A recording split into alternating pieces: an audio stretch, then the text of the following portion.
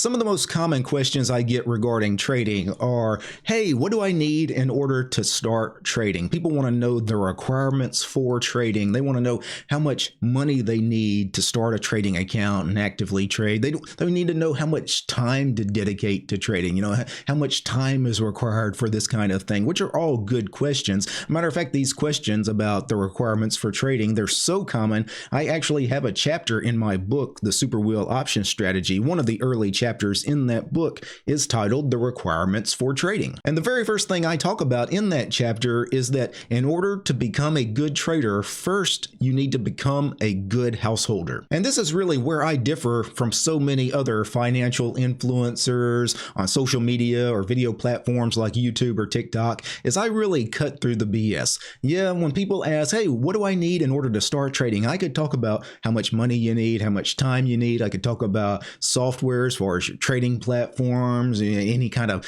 data feeds you might want. I could talk about all of that, and all of those do deserve some coverage. But number one, the very first thing you need to know in order to become a good trader, you first need to become a good householder. Now, what does that mean, become a good householder? Well, as the term implies, good householder, it's somebody that takes care of their responsibilities as a householder. So think about people that succeed in life. And in fact, that's a great way to think about that. In order to succeed at trading, at first, you must be able to succeed at all other areas of life. You must be able to succeed in school, at work, in your relationships. You must be able to handle your financial responsibilities. You need to be able to pay all of your bills. In fact, you need to be able to pay all of your bills, plus also save a little money. And I know for some of you watching this video, some of what I just said probably disqualified you from being a good householder. And it also disqualifies you from having the potential to become a good trader, because if you didn't have the ability to do well at school or at your job or with your relationships, you're behind on your bills, you have no savings whatsoever, you've never been able to save money, if you haven't taken care of some of those basic life responsibilities, if you're failing in those areas of life, you cannot succeed at trading. It's an impossibility. How could you possibly be disciplined enough to make trading work, which requires a ton of discipline and a lot of hard work, and it's something that requires years of effort, but at the same time, some of these much easier areas in life, like your school and your job and your financial situation, if you're failing at that, there's no way in hell you're going to make trading work. And again, this is where I kind of cut through a lot of the BS that so many other financial influencers out there, you see this all the time on YouTube and TikTok, these financial influencers that basically say everyone can get rich. Anybody can do this. Everybody can be a millionaire. Some of them even say anybody can be a billionaire. It's all, it's all out there. Just go do it. Anybody can do it. And that's not true. I think that easily 95% of the population of this planet cannot become a successful trader. And the reason they can't become a successful trader is because 95% of the people on this planet, they can't succeed at life.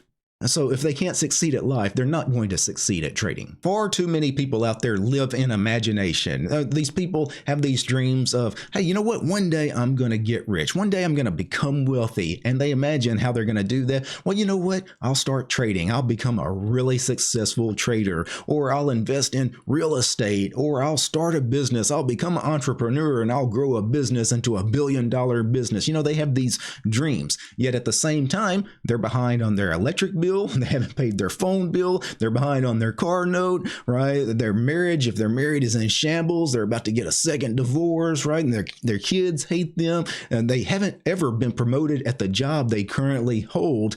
But yes, these people are going to all of a sudden start this new venture in life that is trading, and they're somehow going to succeed at that, right? This is a pipe dream, right? This is all fantasy they're living in. The truth is that you can actually spot the people that are going to do well at trading, because if you already know these people in life, they're going to be the people that were really good students or really good athletes. They were really good at sports. They're really good at whatever kind of hobbies they have.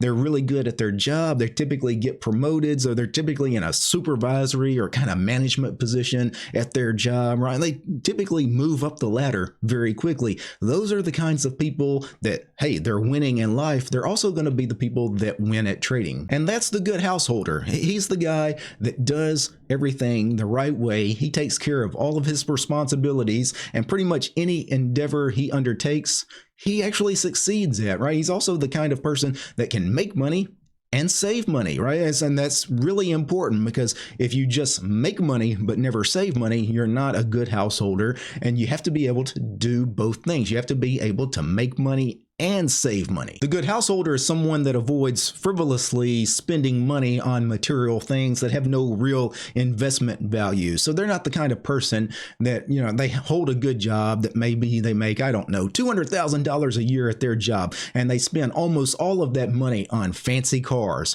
and boats and motorcycles and jewelry, you know, things that really they're kind of a waste of money, especially the motorized items, right? Anything with a motor in it. So your cars and motorcycles and boats, they don't hold value, right? Those start losing value immediately after you purchase them. So that is not a good investment. And the good householder, he is someone that recognizes that spending money on items like that are typically a waste of money. And again, you have to be this kind of person in life, because once you start trading and investing, you also have to be this kind of person. So you really can't have this dichotomy where you're one thing in life, but in your trading, you're something else. It actually doesn't work that way. And this is why, again, I say you have to succeed at life before you have a chance to succeed at trading. He's somebody that's going to be respected by other people, and especially by other good householders, because other good householders, we typically recognize each other. We recognize the people that kind of have their shit together and the people that don't. So why do good householders typically have really good relationships with others? It's because they're reliable. That's all that is. They're reliable people, and people that are reliable typically are respected and loved by others. And this is, again, it's going to translate into trading. If you're a reliable person in life, you're probably going to be a reliable person when it comes to your trading and investing. And when you think about this as far as common sense is concerned, you just think about this from a common sense perspective. If you're somebody that can't properly educate themselves or succeed at their job, or have the respect of other people, or be financially responsible enough to make and save some money, if you can't do any of that stuff, how in the hell are you going to actually succeed at trading and investing? You won't. Think about it. How will you even start trading? If you're somebody that can't hold a job, you can't make money, and you can't save money, then how are you ever going to save enough money to actually fund a trading account, to properly fund a trading account with at least a few $1,000s, right? Because that's what you need in order to fund a trading account, a typical Reg T margin trading account. And if you're somebody that can barely hold a job, you're not even able to do that. So this is really why this is the very first thing I talk about in my book as far as your requirements for trading, because this really kind of encompasses everything. Before you get to, hey, how much money you need to have, how much time you need to dedicate to trading and all of that, really becoming a good householder takes care of all of that. So being successful in trading, as with everything in life, requires desire, dedication, and discipline. Three attributes that if you don't currently possess all three of those attributes, you will not succeed at trading. You just stand no chance. You're wasting your time. You're wasting your time and, quite frankly, your money, because any money you put into trading, you're just going to lose anyway. So my advice is, before starting to trade, first focus on becoming a good householder. Become a good householder first, and then worry about trading down the road. Just some food for thought. Peace, guys.